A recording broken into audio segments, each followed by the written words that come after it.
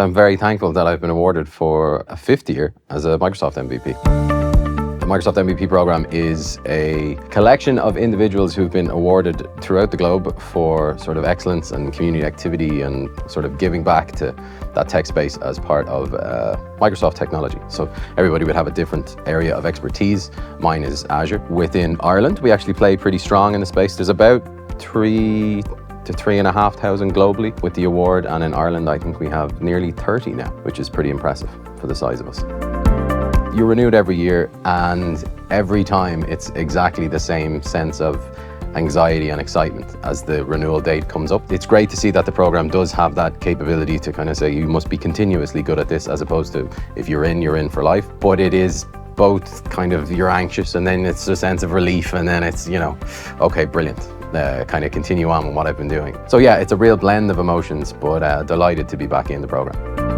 I think it's very important to have technical expertise and also lead a practice, and I think that comes from understanding what's involved from a client level right up to a commercial level. Having that background on the technical side, I think really helps in terms of approach from a practice perspective. I can understand the challenges that the team have when approaching a problem or when approaching a new solution, and I hope I have the capability to understand where the client is coming from too, in terms of something they're trying to achieve or something they're trying to fix.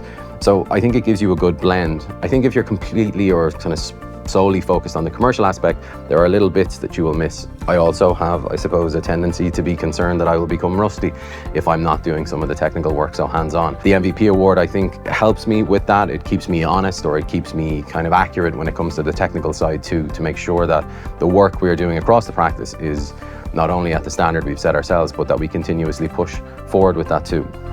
Education or skilling or kind of, let's say, technical certification is one of the most important things you can be doing. It is not to say it's not challenging. It's not to say that ultimately this might be something you have to do outside of work hours, right? That's unfortunate, but it can just be the situation you might be in. But the benefits you can get from it, I think, they're yours to make. Things change quite quickly. Azure will be different in 12 months than it is today. You have to be able to do that to be successful, not only from a career perspective, but ultimately, from a delivery or a client or whatever job it is you do in the space. And if you are showing that with certification and renewals of certification, I think it's really important. So I value it quite highly. I hold a load of certs myself. I'm quite proud of them, and like I said, I do look for it in the team. So I think across the board, that sort of technical education process is very valuable.